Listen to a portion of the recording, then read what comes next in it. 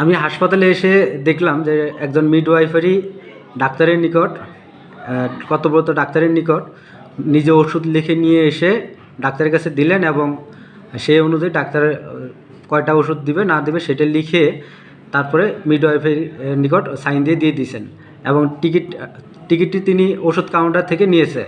এই বিষয়ে আমি দেখার পরে আমাকে বলছে যে এটা না, আমি এটা ওনার ওষুধগুলো আমি মোটামুটি করছি। তো আপনি যেহেতু মোটামুটি আপনাকে এই বিষয়টা অবগত করলাম, এই বিষয়ে আপনি কি পদক্ষেপ?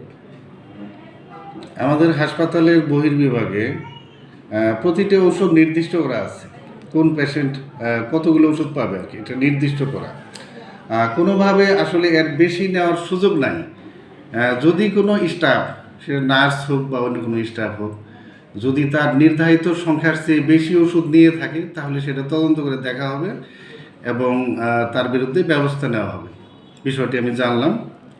আর যে ডাক্তার কি এটা লিখে নিজে লেখা ছাড়াও? আমাদের জনবল সংকট রয়েছে, আমাদের চিকিৎসক প্রয়োজনের তুলনায় অনেক কম, অনেক সময় অল্প চিকিৎসককে অনেক বেশি পেশেন্ট দেখতে হয় আর কি, একটা নির্ধারিত সময়ের মধ্যে আর কি, যে কারণে খুবই সূক্ষ্মভাবে অনেক সময় সব কিছু মেনটেন করা সম্ভব হয় না, হয়তোবা টুকটাক ভুলভ্রান্তি হতেই পারে।